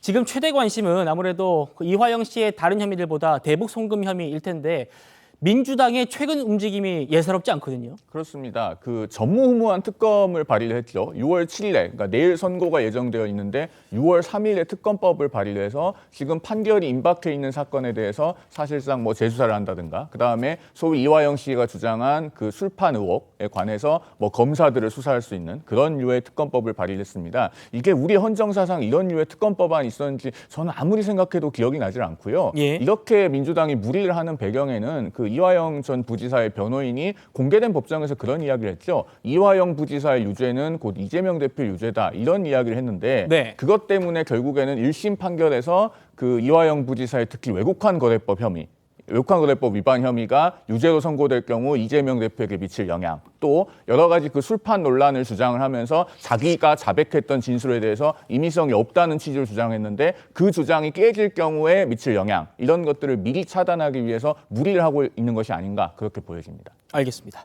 이화영 전 부지사는 지난해 중순 검찰 조사에서 이재명 당시 경기지사한테 이 대북 송금 관련한 사실을 보고했다라고 진술했는데 이걸 이후에 번복을 했죠. 검찰은 지금 이화영이 이재명의 지시를 받아서 대북 정책을 추진했다라고 보고 있습니다. 그 이유 한번 보시죠. 한반도 평화와 번영의 중심 역할을 경기도가 해야 한다는 이재명 지사님의 정책 의지에 따라 지속적인 남북 채널을 가동하고 있었습니다. 정인환 교수님, 그러니까 당시 경기도가 문재인 정부와는 별도로 대북 정책을 추진했다라는 것은 뭐 사실로 지금 뭐 드러나고 있는데 이재명 대표가 그 대북 송금 사실을 인지했느냐 이게 핵심일 텐데 내일 재판부가 아마 밝히지 않겠습니까? 굉장히 중요한 재판이 되겠죠. 그 지금 문제가 되고 있는 그 스마트팜 사업비 500만 달러하고 방북 비용 관련 300만 달러 해서 총 800만 달러의 비용을 이를테면 쌍방울의 요구, 쌍방울의 니즈에 의해서 이것이 북한에 전달된 거냐. 예. 이를테면 이화영 부지사 정도에서 얘기가 돼가지고. 근데 과연 지금 재판부가 보고 있는 관점은 검찰에서 지금 이미 1심에서 구형을 15년이나 내렸단 말이에요. 15년 구형이라는 것은 이것이 이화영 개인의 문제도 아니고 쌍방울의 문제도 아니다. 이것은 최소한 이재명 대표가 대북 송금 사실을 보고받았고 대북 송금이 이재명 대표 경기도 차원에서 이루어진 것이다라는 것을 검찰은 지금 확인하고 있는 거지 않겠습니까? 그런데 문제는 자, 그동안에 있었던 진술 번복의 문제가 있습니다. 또 진술 조작의 문제가 있습니다. 또 술판 회유의 문제가 있습니다. 여러 가지 과정들이 다시 한번 이 재판 과정에서 걸러지겠습니다만 정작 중요한 것은 이화영 부지사가 그동안 이 진술 과정에서 진술을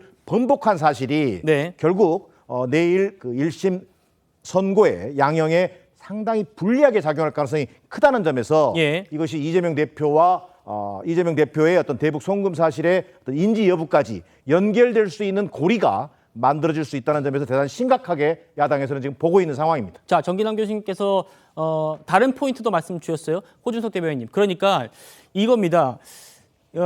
이화영 씨가 증언을 번복하는 그 사이에 박찬대 지금 원내대표가 됐죠. 박찬대 원내대표가 이화영 씨 측을 만나가지고 당이 최대한 돕겠다라든지 뭐 이런 움직임들이 있었어요. 이재명 대표 측에. 이런 이재명 대표 측의 움직임, 이화영 씨의 진술 번복, 이것도 내일 아마 중요한 쟁점일 거거든요.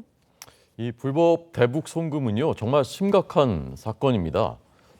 우리가 기억하지 않습니까? 노무현 정부 초기에 김대중 대통령 때 남북 정상회담 추진하는 과정에서 북한에 불법 송금됐다고 해가지고 김대중 정권의 사실상의 2인자였던 박지원 전 비서실장이 구속되기까지 합니다. 예. 정권이 같은 진보에서 진보 진영으로 넘어가는데도 그렇습니다.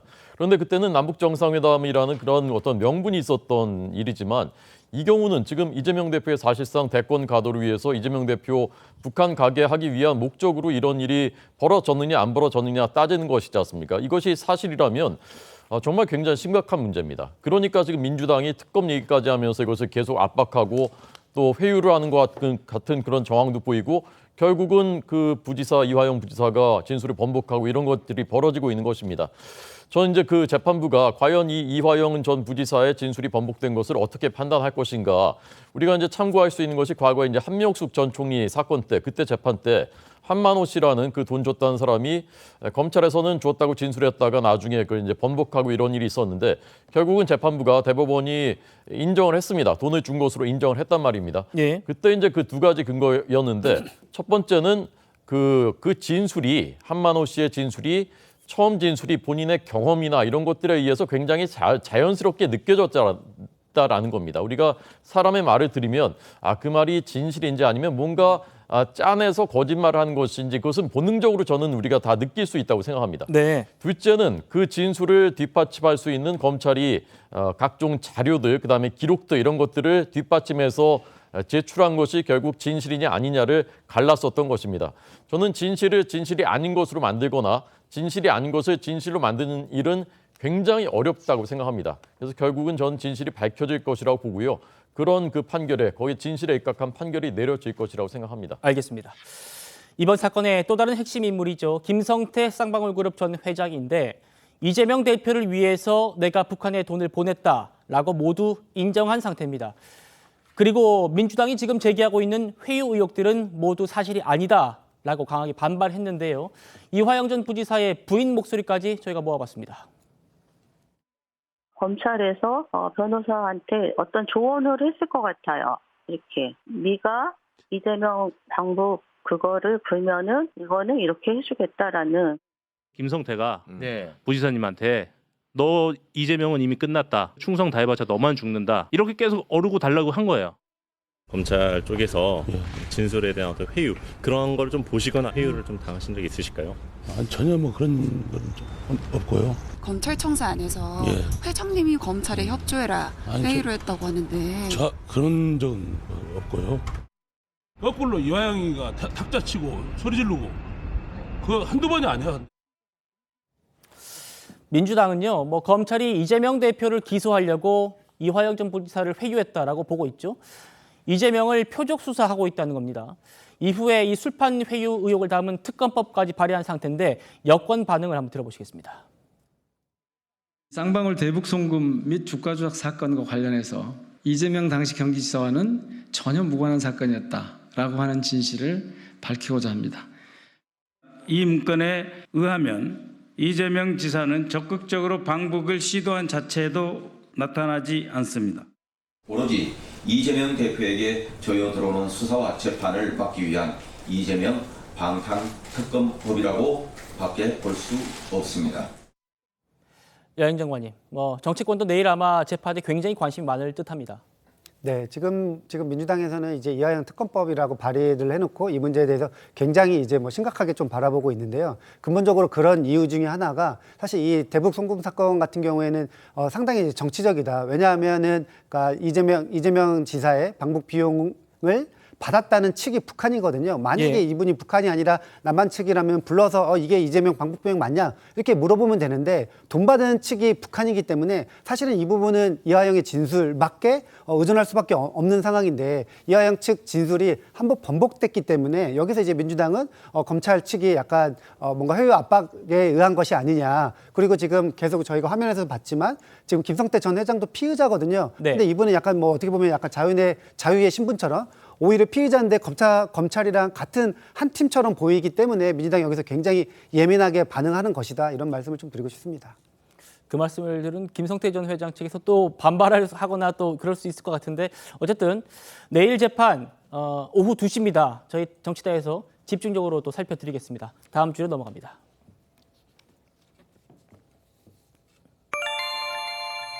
네, 놓치면 아까운 이 뉴스 이 사람 코너인데요. 오늘 첫 뉴스는 교감 뺨 때린 초3입니다.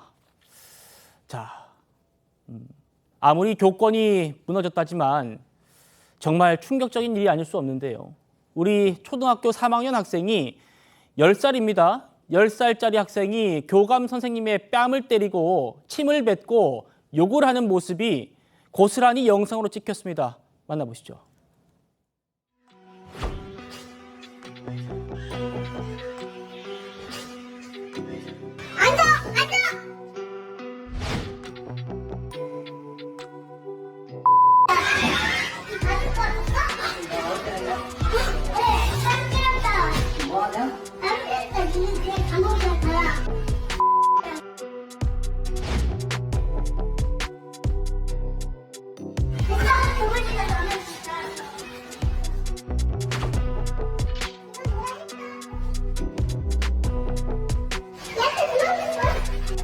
이렇게까지 교직 생활을 해야 되나 또 동료 교사들이 보는 데서도 그렇게 되니까 선생님들 조건도 보호를 해주지 않으면서 아이들이 받은 피해를 어떻게 보상을 할 거냐고요. 저 문제 학생이 무단으로 조퇴하려고 하니까 교감 선생님이 막아섰고 그 이후에 난동이 벌어진 겁니다. 허 대변인님, 이게 지금 우리나라 교실의 실제 상황이라는 겁니다. 그러니까 매우 이제 극단적인 경우이긴 한 것 같습니다. 그런데 이제 우리가 이제 심각성을 느끼는 이유는 이런 정도까지는 아니지만 꽤나 이 정도까지 비슷하게 가는 일들을 우리가 너무 많이 보도로 보고 있지 않습니까? 저희 동네에 이렇게 현수막이 하나 걸렸습니다. 학생 인권조례 폐지 앞장서는 서울시 의원, 저희 지역구인데요. 예. 서상렬 서호연 의원 각성하라 이런 그 현수막이 걸려 있더라고요. 예. 근데 학생 인권 물론 중요하죠. 그렇지만 교권과 학생 인권 같이 중시돼야 하는 것이지 않습니까? 그런데 이제 이 균형이 너무 많이 무너졌고 그것이 이제야 교권보호 3법, 4법 통해서 조금이나마 이제 극단적인 경우까지 가니까 바로 잡아지고 있는 것이지만 이 과정에서 너무나 많은 이렇게 피해자들이 발생하고 선생님들의 권위는 땅에 떨어지고 어떻게 손을 대볼 수도 없는 이런 상황이 되고 아이들이 저렇게 하는 것에 대해서 큰 죄책감 갖지 않고 이렇게 하고 이런 현실은 지금이라도 좀 빨리 바로 잡아야 되겠다라고 생각합니다. 예, 이 학생이 이렇게 난동 피우고 문제를 일으킨 거는 뭐 이번이 처음이 아니었답니다. 이전에도 선생님과 뭐 친구들 때려가지고 강제 전학을 2번 정도 당했고 학교로 옮겨 다닌 건 6번이나 된다고 해요. 지금 이 학교로 온 거는 지난달 14일이었는데 달라진 건 없었습니다. 뺨을 맞은 교감 선생님 얘기 한번 들어보시죠. 다른 아래도 학생한테 좀 자주 이렇게 맞는 편이에요. 물론 피할 수는 있는데요. 솔직히 말씀드리면 근데 이제 너무 횟수가 잦다 보니까 저도 많이 무기력해지더라고요. 또 이제 거기서 끝나는 게 아니고 또 분이 안 풀리면 이제 교무실 와서 또 교무실 집기도 많이 던지고 그래요. 송 변호사님, 이렇게 반복적으로 지금 문제를 일으키고 있는 학생이에요. 근데 강제 전학이 2번, 강제 전학이 최고 징계입니까? 초등학생은 이제 의무교육이지 않습니까? 그러니까 퇴학 처분을 할 수는 없고 그렇군요. 강제 전학이 맥시멈입니다. 예. 그리고 지금 저 학생은 초등학교 3학년이라고 하니까 정상적으로 학교를 들어갔다고 하면 만 10세가 안 되지 않겠습니까? 네. 그러면은 그 촉법소년에조차도 해당이 안 돼서 어떤 그렇군요. 소년 처분을 할 수도 없습니다. 그래서 저 아이에게는 제가 봤을 때는 적절한 훈육과 그리고 필요하다면은 어떠한 그 진단과 치료가 필요하지 않을까 그런 생각이 듭니다. 강제 전학을 계속 반복해서 문제가 해결될 수 있을까 싶고요. 아마도 아동 전문가와 좀 상담이 필요하지 않을까 하는 의견입니다. 알겠습니다. 더 놀라운 건 이 학생 부모의 태도입니다. 이 사건 이후에 부모가 이 학생과 함께 학교로 갔는데 되려 담임 선생님을 폭행을 했답니다. 담임 선생님 얘기 들어보시죠. 아이하고 엄마가 같이 왔더라고요. 제가 나갔더니 그 CCTV에서 다짜고짜 제 팔을 때리더라고요. 너무 무섭더라고요. 저는 계속 빨리 교실로 들어갔어요. 그 아이하고 엄마가 복도에서 앞쪽 문에서 계속 소리를 지르더라고요.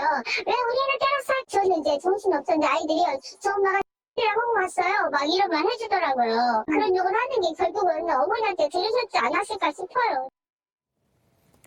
이 학생 어머니 얘기입니다. 한 언론에다가 학교가 이 학생에게 편견을 갖고 있었고 차별했기 때문이다. 그리고 아이가 일방적으로 선생님을 때렸다고 볼 수 없다. 진위 가리겠다. 이렇게 얘기를 하고 있는 정기남 교수님. 담임 선생님이 지금 이 부모를 폭행 혐의로 경찰에 신고했어요. 부모의 얘기 어떻게 좀 들으셨습니까? 글쎄, 오죽하면 담임 선생님이 그 학생의 학부모를 폭행 혐의로 신고까지 했겠습니까? 네. 근본적으로 학교 당국에 굉장히 곤혹스러움이 묻어나는 대목이라고 보여지는데요. 이제 그럼에도 불구하고요, 저는 좀 놀랐어요. 이를테면 초등학교 3학년이 교감 선생님의 뺨을 때린다? 이걸 사진을 촬영한다? 이게 사실은 좀 보니까 어제 오늘이 아니고 여러 번 일이 있었다는 거 아니에요? 예. 근데 사진 촬영을 어찌 보면 증거 확보 차원에서 사진 촬영을 한 측면도 있어 보인다. 이런 것들이 학부모 입장에서는 뭔가 좀 더 이상 할 얘기는 없지만 기본적으로 진위를 좀 가려줬으면 좋겠다. 뭐 이런 정도의 요구로 보여집니다. 네. 그런데 결론적으로 얘기하면 이렇습니다. 저는 폭행 혐의 고소 고발 경찰에 신고가 중요한 것이 아니라 네. 우선 중요한 것은 학부모와 함께 정작 이 학생에 대한 앞서도 언급했습니다만 진단 치료와 더불어서 상담 치료가 더 우선돼야 될 것 같다. 예. 그런 후에 뭔가 폭행 문제라든지 또 처벌해야 될 문제가 있다면 사후에 그런 문제까지 처리가 됐으면 하는 그런 바람입니다. 자, 그래서요. 전북교육청, 이 학생이 속한 학교가 전북교육청 소관인데 교육청이 이 학생한테 상담 또 심리치료를 제공하려고 했어요. 근데 이 부모님이 거절을 하고 있답니다. 한번 들어보시겠습니다. 우선 가장 그 학생한테 필요한 것은 치료라고 생각을 해요. 왜냐하면 치료를 제대로 하지 않았기 때문에요. 그렇기 때문에 전주시청에서 아동학대 전담팀에서 통합사례회 위원들이 아동학대 방임으로 인정을 해줬으면 좋겠습니다. 그래야 학생이 치료를 받을 수 있으니까요. 여인정원님, 지금 학교가 10일 정도 등교 정지 처분 내린 상태라고 합니다만 일단 치료를 하려고 해도 학부모 동의가 있어야 되는데 지금 동의를 하지 않고 있다는 겁니다. 맞습니다. 그래서 이제 전북교육청이 그 학부모한테 그 심리치료와 뭐 상담이 필요하다 이렇게 이제 부모님께 이야기를 했는데 부모님이 동의를 하고 있지 않아서 그 부분이 계속 진행이 안 되고 있는 겁니다. 그러니까 이 부분은 아마도 부모 동의 없이는 뭔가 이 검사라든지 치료를 할 수 없는 이런 법 때문일 텐데요. 이건 법 개정이 상당히 필요해 보인다. 예를 들어서 이분은 이거 같은 경우에는 이제 굉장히 어린 나이니까 충분히 치료나 아니면 훈육으로 한다고 하면은 충분히 이제 개선될 수 있는 사안으로 보이는데 네. 법적으로 부모 동의 없다고 해가지고 이게 이제 처리가 안 된다고 하면은 굉장히 이거 좀 문제다 이렇게 좀 생각을 하고 있고 이거는 빨리 하루 빨리 국회에서 좀 개정을 했으면 좋겠다 이런 생각을 가집니다. 예, 송 변호사님, 뭐 촉법소년 처벌 문제는 차치하고 일단 치료를 좀 해야 될 것 같은데 이것도 지금 부모 동의 없으면 안 된다는 법 때문에 못 한다는 겁니다. 글쎄요, 정신건강보건법 아마 개정 사안이 아닌가 싶기도 한데요. 그런데 이제 이런 부분을 너무 쉽게 할 수 있게 하면은 또 악용이 될 우려도 있지 않겠습니까? 네. 그러니까 부모 모르게 어떤 그 아이를 마치 그 정신과적인 치료가 필요한 것처럼 해서 이렇게 악용될 소지도 있기 때문에 좀 신중한 검토는 필요해 보이고, 다만 그런데 이 사안만 놓고 보면은 상당히 문제가 있어 보이는데 어떠한 상담이나 진단이나 이런 게 불가한 상황이 계속 방치되는 것은 또 맞지 않아 보여요. 이런 문제가 바로 생활정치라고 할 수 있기 때문에 네. 이런 것을 여야가 좀 중지를 모아서 좋은 개정안을 도출해봤으면 좋겠습니다. 알겠습니다. 뭐 이런 법이 쉽게 개정됐을 때에 또 뭐 악용될 수 있는 우려까지 저희가 전해드렸습니다. 놓치면 아까운 이 뉴스 이 사람, 두 번째 사람은 바로 이분입니다. 자, 이회창 전 총재인데요. 7년 만에 아주 깜짝 근황을 전했습니다.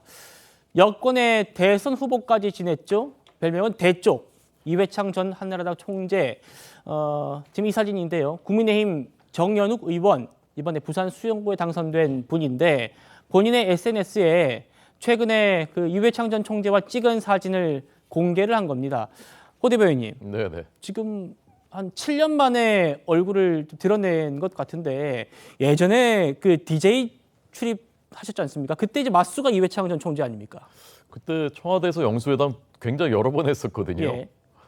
근데 그때 뭐 한 번, 한두 번 정도 빼고는 분위기가 사실 좋지 않았었고 끝나고 나면 전국이 더 경색됐다 그랬었습니다. 어떤 때는 그 차를 가지고 이제 여직원이 그 들어가려고 하다가 너무 분위기가 험악하고 고성이 오가니까 그냥 나왔다. 그런 적도 있을 정도였습니다. 대쪽이시지 않습니까? 지금 얼굴만 봐도 지금 얼굴도 대쪽이신데 저는 뭐 그 당시에 이제 정치 활동 하실 때는 우리 국민들 사이에 호흡 불호가 엇갈렸겠지만 네. 저분한테 기본적으로 우리 국민들이 좀 그 저분이 정직하고 자기 소신대로 행동하시고 하는 대쪽이라는 그런 신뢰감은 저는 있다고 생각하거든요. 네. 그래서 이제 너무 그 어른이 자주 정계 현안에 대해서 말씀하시는 것도 국민들이 그다지 좋아하시지 않지만 그래도 저런 사회 어른이 중요할 때는 이렇게 한 말씀씩 좀 해주시고 하는 것도 우리 사회의 중요한 자산이고 가르침이 아닌가 좀 그런 좀 역할을 좀 해주셨으면 어떨까 하는 생각을 해봤습니다. 알겠습니다. 이회창 전 총재 저도 몇 년 전까지만 해도 따로 신년이 되면 찾아뵙고 인사를 또 드리기도 했었는데 굉장히 오랜만에 저도 사진으로만 남아 보는 것 같습니다. 아무쪼록 정치 원로로서 건강하셨으면 좋겠습니다. 마지막으로 놓치기 아까운 이 뉴스 이 사람 바로 이겁니다. 현충일의 우길기. 오늘 현충일이죠. 그런데 정말 눈을 의심케 하는 그런 일이 있었습니다. 바로 이건데요. 부산의 한 아파트랍니다. 일본 군국주의의 상징이죠. 우길기가 내걸려 있는 모습입니다. 그런데 지금 이 아파트에 과거에도 일장기가 여러 번 걸렸었고 똑같은 사람이 지금 계속 내걸고 있는 걸로 지금 추정이 되고 있습니다. 송 변호사님, 이거는 어떻게 뭐 좀 할 방법이 없는 건가요? 저게 지금 아파트지 않습니까? 예. 그러면은 공동주택인데 그 공동주택의 관리규약에 어떤 저런 것을 못하게 하는 조항을 넣어서 입주자가 그런 공동주택의 관리규약을 위반했을 때는 일정한 제재금을 부담하도록 하면은 그런 부분이 좀 득책이 되지 않을까 그런 생각이 듭니다. 지금 뭐 지방자치단체하고 뭐 이런 쪽에서 5개 광고물 관리법도 검토를 한다고 하는데 제가 봤을 때는 가장 그 입주자에게 실효적으로 와닿는 것, 피부로 와닿는 것은 그 공동주택의 관리규약 위반으로 인한 돈을 내는 것, 그 네. 부분일 것 같거든요. 그래야지 저런 행동을 자제하게 되지 않을까 하는 개인적인 의견입니다. 여행정관님, 그 작년 3일절이었나요? 세종시의 그 아파트에서도 일장기가 내걸려가지고 논란이 됐던 기억이 있는데 그때 주민들이 막 항의를 하니까 이분이 한국이 싫다 뭐 이렇게 또 얘기를 했답니다. 어떻게 좀 바라보십니까? 맞습니다. 지금 뭐 오늘 사건으로 이번 사건으로 이제 과거의 세종시 그 사건도 같이 이제 조금 조명이 되고 있는데요. 네. 당시에는 관련돼서 무슨 법적으로 제한하는 그런 것들이 없었나 봐요. 그래서 그 세종시 일장기 사건 이후에 세종시에서 조례를 하나 만들었는데, 그러니까 이제 일제 관련된 뭔가 표현물 같은 경우에는 세종시에서 뭔가 이제 사용 제한을 할 수 있게 그렇게 이제 법이 또 바뀌었다고 합니다. 그렇군요. 근데 아무쪼록 이게 모든 것을 또 이제 법적으로 뭔가 제한하는 것은 조금 좀 바람직하지 않다고 보지만 일장기도 아닌 약간 우글기 이런 것 같은 경우에는 굉장히 약간 좀 문제가 있어 보인다 이런 생각을 가집니다. 그러니까요. 정 교수님, 참 현충일에 이런 뉴스를 전해드려서 저도 좀 안타까운 마음입니다. 어떻게 바라보겠습니까? 하여튼 우리 국민들 중에 제정신이 아닌 국민들도 있습니다. 그리고 또 이게 전 대단히 지능적이라고 보여집니다. 예. 그전까지만 해도 일장기가 걸려 있었잖아요. 예. 그리고 오늘 현충일을 겨냥해서 또 그걸 우길기로 교체한 거란 말이에요. 예. 그럼 나름대로 의도를 가지고 이런 행위를 하고 있다. 그렇다면 단순히 그냥 어떤 관행이라든가 어떤 그 이런 차원에서 문제를 그냥 넘어갈 일이 아니라 기본적으로 법적인 문제까지 포함해서 이런 문제를 재발되지 않도록 하는 그런 우리 공동체의 노력이 정말 절실하게 요구되는 상황이라고 보여집니다. 송 변호사님, 그러니까요. 지금 이런 처벌법을 만들어야 한다 이런 얘기까지 나와서요. 이 부분은 좀 어떻게 좀 바라보겠습니까? 그런 부분도 검토가 필요하겠죠. 특히나 우길기 같은 경우는 이제 우리 국민들이 굉장히 그 군국주의의 상징으로서 불쾌감과 또 상처를 안고 있는 그런 그 대상 아니겠습니까? 예. 그러니까 일정하게 좀 제한을 할 필요는 있어 보이는데 다만 그렇다면은 이제 우길기는 안 되고 또 다른 어떤 것은 되냐 이런 문제도 있기 때문에 그 제한의 범위를 어디까지 설정할 것인가 이런 것은 또 공론을 모아봐야 되겠죠. 뭐 예를 들면 뭐 북한 인공기, 뭐 중국 이런 거 얘기를 하시는 거죠? 알겠습니다. 현충일에 좀 씁쓸한 소식까지 전해드렸습니다. 저는 1분 뒤에 돌아오겠습니다. 네, 저희는 내일도 오후 5시 10분에 찾아뵙겠습니다. 여러분 고맙습니다.